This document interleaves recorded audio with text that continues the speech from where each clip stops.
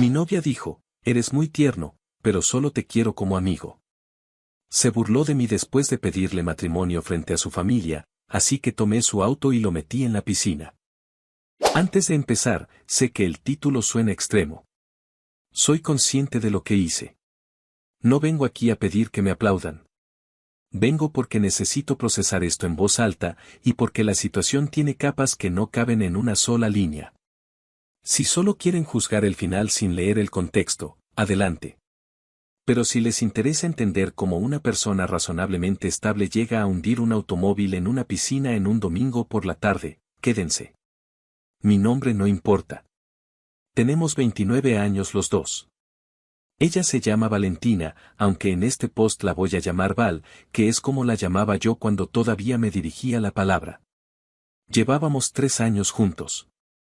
3 años que, viéndolo ahora desde donde estoy sentado, en el cuarto de mi hermano, rodeado de bolsas de ropa que metí en 10 minutos, se sienten simultáneamente como una vida entera y como una broma larga. Nos conocimos en el trabajo. Empresa de logística mediana, nada glamoroso. Yo estaba en análisis de datos, ella en coordinación de proveedores. Nos cruzamos en una reunión de área que nadie quería atender un martes por la mañana y hubo algo ahí desde el principio. Ese tipo de química que uno no fabrica. Empezamos a hablar por el chat interno de la empresa sobre temas de trabajo y, sin darnos cuenta, terminábamos hablando hasta la 1 de la mañana sobre películas, sobre nuestras familias. Sobre qué haríamos si de repente nos tocara la lotería. Salimos por primera vez 4 semanas después. A los 2 meses ya era evidente que esto era serio. ¿Y si fue serio? O al menos yo lo creía así. Val era la clase de persona que hacía sentir que el tiempo con ella era más valioso que el tiempo sin ella. Tenía esa capacidad. Le importaba la gente, o eso parecía. Recordaba detalles, el nombre del médico de tu mamá, la fecha del examen que te preocupaba, el platillo que no podías comer sin sentirte mal. Yo me enamoré sin mucha resistencia. El primer año fue bueno. El segundo, también. Hubo problemas normales de pareja, una discusión por celos que no llegó a nada, diferencias sobre cómo manejar el dinero. Algunas semanas en que el trabajo nos absorbía y quedábamos como 2 personas compartiendo apartamento en lugar de 2 personas en una relación. Pero lo resolvíamos. Hablábamos. O eso pensaba yo. El tercer año es cuando las cosas empezaron a cambiar de una forma que yo no supe leer en su momento. Ahora, con todo lo que pasó, lo veo con una claridad que duele. Val se fue haciendo gradualmente más distante. No de golpe, no con un portazo ni con una conversación difícil. De la manera más silenciosa posible, llegaba más tarde a casa, contestaba los mensajes con más demora, salía más seguido con amigas sin mencionar los planes hasta último momento. Cuando yo preguntaba si algo estaba mal, me decía que era el estrés del trabajo. Yo le creía. Porque quería creerle, supongo. Porque la alternativa era incómoda. En retrospectiva, hay señales que fui ignorando con una dedicación que me da vergüenza. Pero en ese momento, yo estaba en otro canal completamente. Estaba planeando pedirle matrimonio. La idea llegó hace unos 4 meses. No fue un impulso. Lo pensé durante semanas. Hablé con mi hermano. Hablé con mi madre. Ahorré para comprar un anillo que no era extravagante pero tampoco era modesto, algo que dijera que me lo tomaba en serio. Elegí el modelo con ella en mente, con el tipo de joyería que le gustaba, discreta, sin piedras llamativas. Platino, banda simple, pequeño diamante central. Costó lo suficiente como para que guardarlo en el cajón me generara cierta ansiedad. El plan original era pedirle matrimonio en un restaurante, los dos solos, algo íntimo. Pero Val sugirió, y esto es importante, que pasáramos el fin de semana en casa de sus padres. Su madre cumplía 60 años y habría una reunión familiar pequeña. Val fue específica, sería bonito que estuvieras ahí, ya eres parte de la familia. Esas fueron sus palabras. Las recuerdo con precisión porque las repliqué en mi cabeza durante semanas como evidencia de que estábamos en la misma página. Cambié el plan. Pensé, si sus propias palabras son que ya soy parte de la familia, qué mejor momento y lugar que ese. Su familia la quería. Me llevaban bien. Su padre me había dicho en más de una ocasión que me consideraba como un hijo. Su hermana menor era amiga mía en redes sociales y a veces me mandaba memes. El contexto era ideal, o al menos eso construí en mi cabeza. La noche antes de ir a casa de sus padres, Val estaba callada. Le pregunté si estaba emocionada por el cumpleaños de su mamá. Dijo que sí, pero con esa forma de decir sí que en realidad no significa mucho. Yo no presté suficiente atención. Tenía el anillo en el bolsillo interior de mi maleta, envuelto en una pequeña bolsa de gamuza, y mi cabeza estaba ocupada ensayando cómo iba a decir las palabras.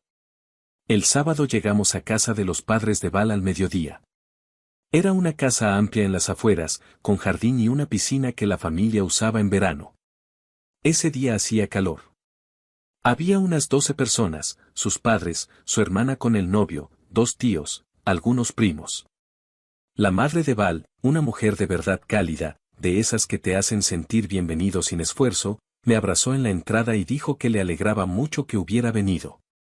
El padre me dio la mano con fuerza y me señaló la mesa de bebidas como si fuera mi casa. Todo iba bien. La comida estaba buena, la conversación era ligera, Val parecía más animada que el día anterior. Me decía algo, supongo que el entorno familiar la relajaba. En un momento dado, cuando estábamos todos sentados alrededor de la mesa del jardín después de los postres, con el sol bajando y el ambiente todavía cálido, sentí que era el momento. Me puse de pie. Saqué el anillo. Dije su nombre. Lo que ocurrió en los siguientes 90 segundos es algo que voy a cargar durante mucho tiempo. Val me miró.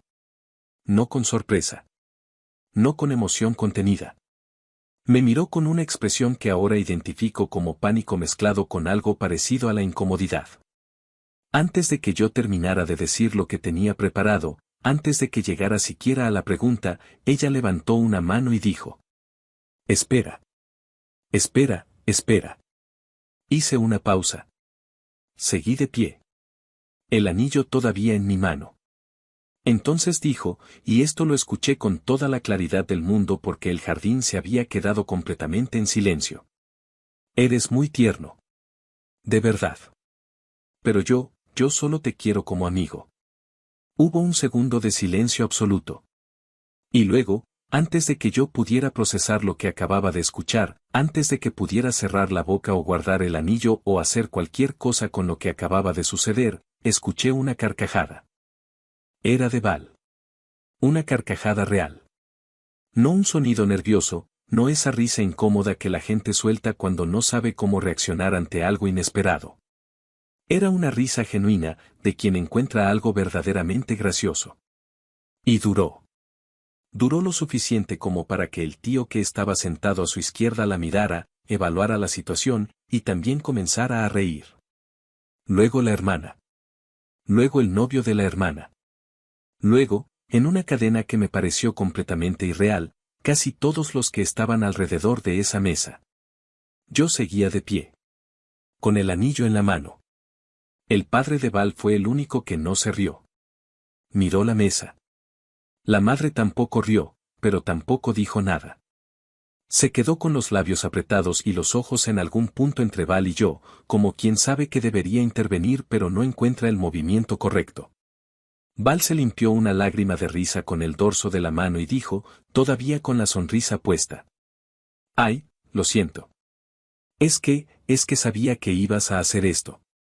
Vi el anillo en tu maleta hace 3 semanas, cuando fui a buscar el cargador de tu teléfono. Y dije, voy a esperar a ver cuándo lo hace». No pude resistirme. Procesé eso en silencio. 3 semanas. Había sabido durante 3 semanas que yo tenía un anillo guardado, que estaba planeando proponerle matrimonio, y había decidido que la respuesta correcta era esperar. No decirme nada. No tener una conversación. Esperar, como quien deja correr un chiste hasta el remate. Cerré la mano alrededor del anillo. Val se recostó en la silla con esa soltura particular que tienen las personas cuando sienten que el terreno les pertenece y dijo, en un tono que ya no era de risa sino de algo más parecido a la ligereza, como quien aclara un malentendido menor. Además, la verdad es que llevo un tiempo viendo a alguien. Hace rato que lo venía pensando, pero nunca encontré el momento de decírtelo. Ya lo iba a hacer, te lo juro. Esta semana, de hecho. Lo dijo así. Con esa naturalidad. Frente a su familia. Frente a mí, de pie, con un anillo en el puño.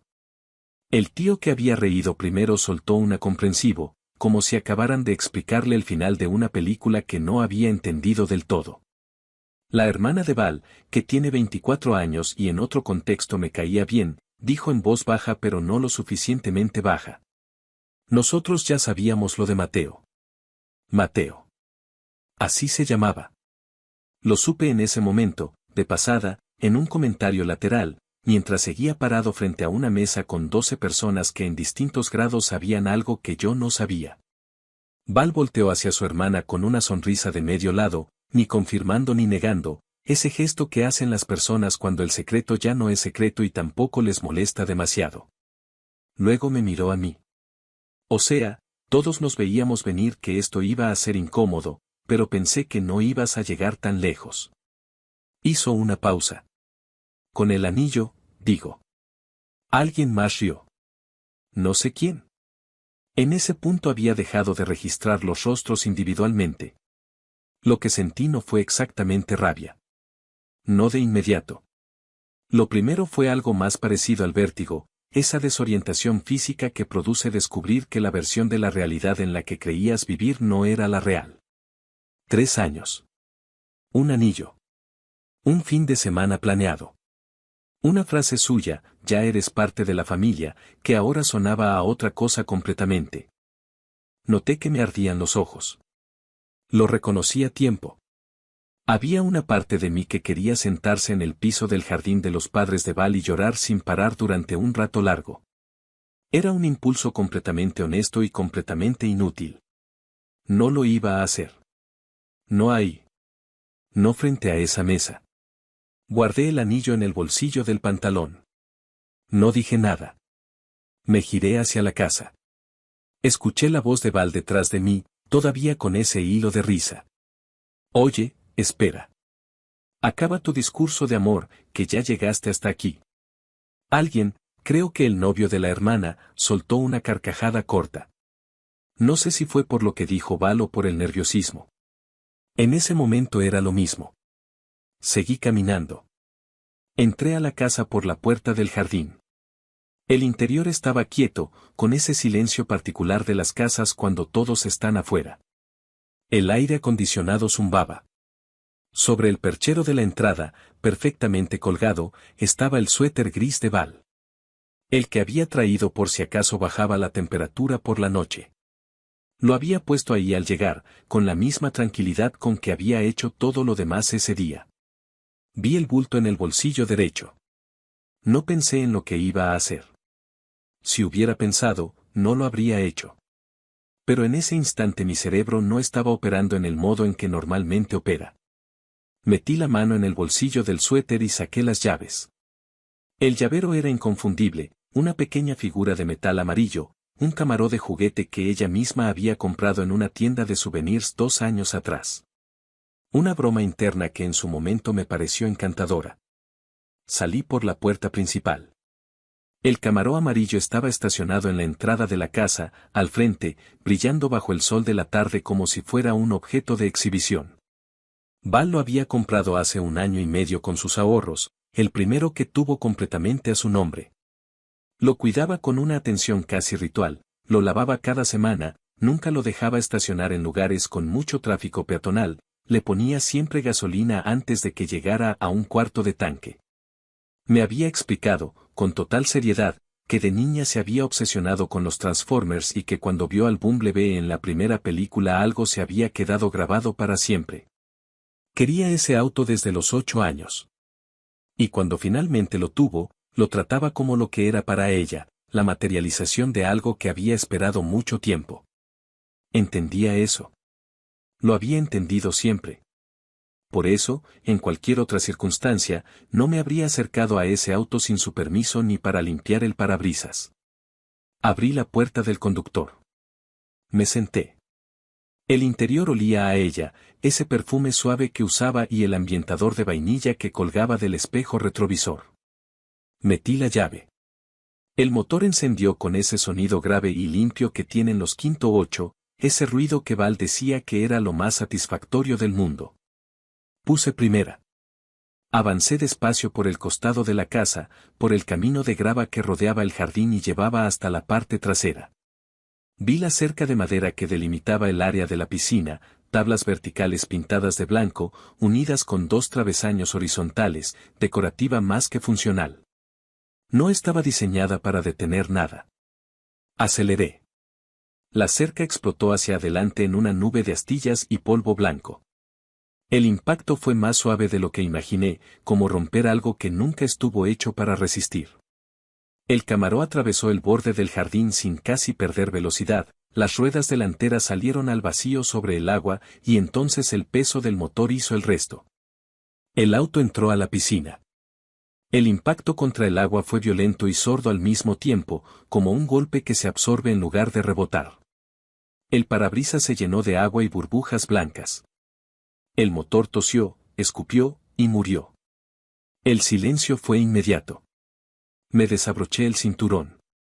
El agua empezaba a entrar por los bordes de las puertas, fría, con ese olor a cloro que de repente fue lo más real de todo lo que había pasado en las últimas horas. El auto estaba inclinado hacia adelante, la parte delantera hundida, la parte trasera todavía parcialmente sobre el borde de la piscina. Abrí la puerta con esfuerzo, el agua empujaba desde afuera, y salí. Me mojé hasta la cintura. Salí de la piscina. Me quedé parado al borde, empapado, con los zapatos llenos de agua, mirando el Camaro amarillo que se hundía en el agua azul con esa lentitud extraña que tienen las cosas grandes cuando caen. Detrás de mí escuché pasos y voces. La familia acababa de rodear la escena. Nadie se reía. El Camaro se terminó de hundir en cosa de 1 minuto. No de manera dramática, no como en las películas donde el auto desaparece en espiral. Se hundió con una lentitud casi burocrática, primero el cofre tocó el fondo de la parte poco profunda, luego el chasis se acomodó con un sonido sordo que viajó por el agua. Y finalmente el techo quedó justo por debajo de la superficie, visible desde afuera como una mancha amarilla distorsionada por el movimiento del agua. El espejo retrovisor del lado del conductor quedó asomando unos centímetros, como si el auto estuviera tratando de orientarse. Yo estaba parado al borde, todavía empapado, mirando eso. Escuché a Val antes de verla. Un grito que no era de miedo sino de algo más primario, más visceral, ese tipo de sonido que produce una persona cuando el daño ya ocurrió y el cerebro apenas está terminando de registrarlo.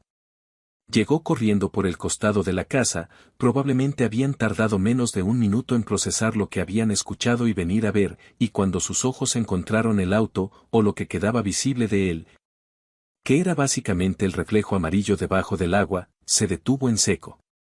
Lo que siguió no fue un llanto. Fue un colapso.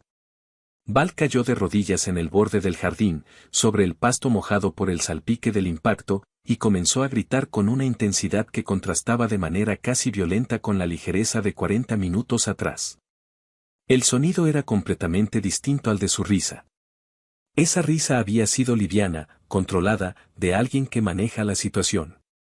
Esto era otra cosa. ¿Qué hiciste? ¿Qué hiciste, maldito enfermo?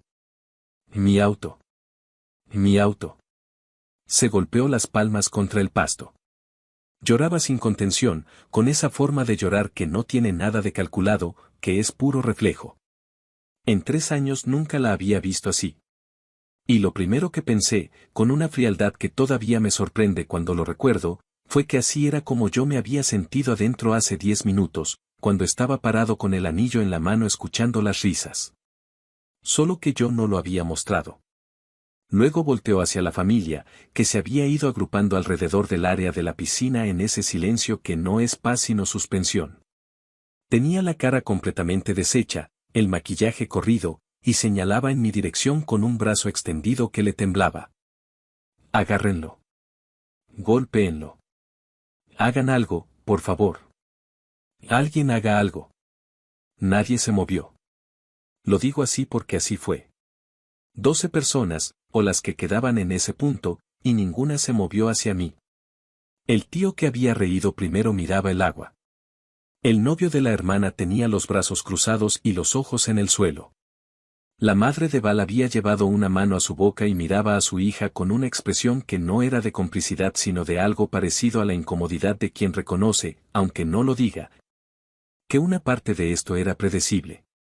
El padre de Val fue el único que se acercó. Pero se acercó a ella, no a mí. Se agachó a su lado, le puso una mano en el hombro, y le dijo algo en voz baja que no alcancé a escuchar. Val lo apartó. Fue entonces cuando una de las primas, la misma que un rato antes había soltado la carcajada más larga de la mesa, la que había dicho el nombre de Mateo con esa ligereza, la que claramente había disfrutado el espectáculo, se acercó a Val. Me esperaba otro comentario, otra broma, otro momento diseñado para hacer la situación más pequeña de lo que era. En cambio, se agachó a su nivel, la miró directamente, y le dijo con una calma que sonó casi clínica. Ojo por ojo, reina. Tú empezaste. Tal vez te lo merecías. Val la miró como si le hubieran hablado en otro idioma. La prima se incorporó, recogió su vaso de la mesa, y se fue hacia el interior de la casa sin agregar nada más. Y luego, en una secuencia que ocurrió de manera gradual pero constante, como el agua vaciándose de un recipiente con un agujero pequeño, la familia se fue. No todos a la vez, no con una declaración. Simplemente dejaron de estar. El tío recogió su saco del respaldo de la silla. Los primos se despidieron de los padres de Val en voz baja, sin mirarla. La hermana se quedó un momento más, pero cuando Val le pidió que llamara a alguien, a la policía, a una grúa, a Mateo, a quien fuera, la hermana dijo que no se iba a meter en esto y entró a la casa. Para cuando el jardín quedó más o menos vacío, Val seguía en el piso. Había pasado de gritar a llorar en silencio, que en cierta forma es peor. Su madre estaba a su lado.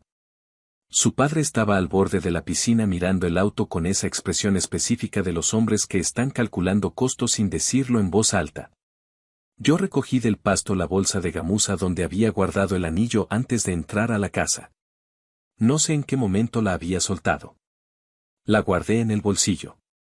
Me limpié las manos en el pantalón todavía húmedo. Val levantó la vista y me miró. No dijo nada. Yo tampoco. Me fui. Salí por el costado de la casa, por donde había entrado con el auto, pasando entre los restos de la cerca blanca que seguían esparcidos en el pasto. Tomé la calle principal.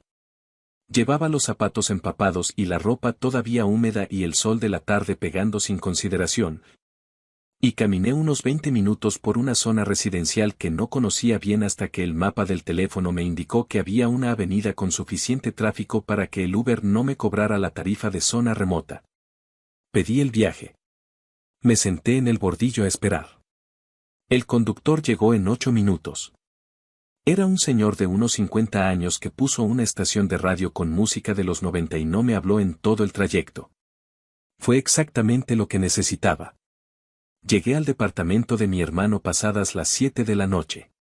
Él me abrió la puerta, me miró de arriba abajo, todavía con la ropa húmeda, los zapatos destruidos, y dijo, ¿qué pasó? Le conté todo. Me escuchó sin interrumpirme. Cuando terminé, estuvo un momento en silencio y dijo, vas a quedarte aquí el tiempo que necesites.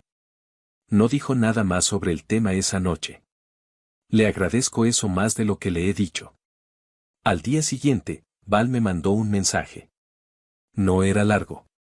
Decía que lo que había hecho era un delito, que había destruido propiedad privada, que había hablado con un abogado y que me iba a demandar por el valor total del vehículo más daños.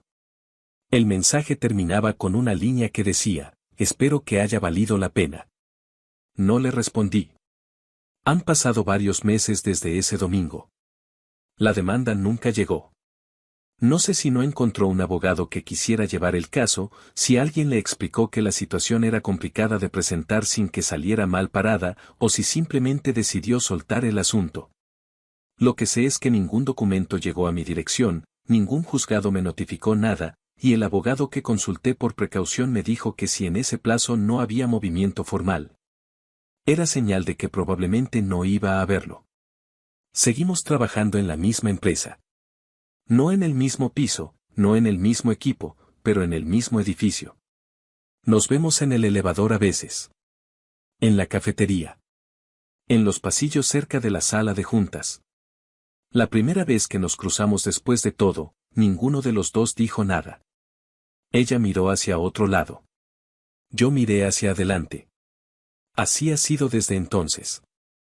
No hay conversación, no hay confrontación, no hay ningún tipo de cierre formal. Solo dos personas que se conocieron en una reunión de martes y ahora se cruzan en los pasillos con la misma energía de dos extraños que comparten el mismo edificio. El anillo lo vendí 3 semanas después. Fui a la misma joyería donde lo había comprado, le expliqué al vendedor que era una devolución por circunstancias personales.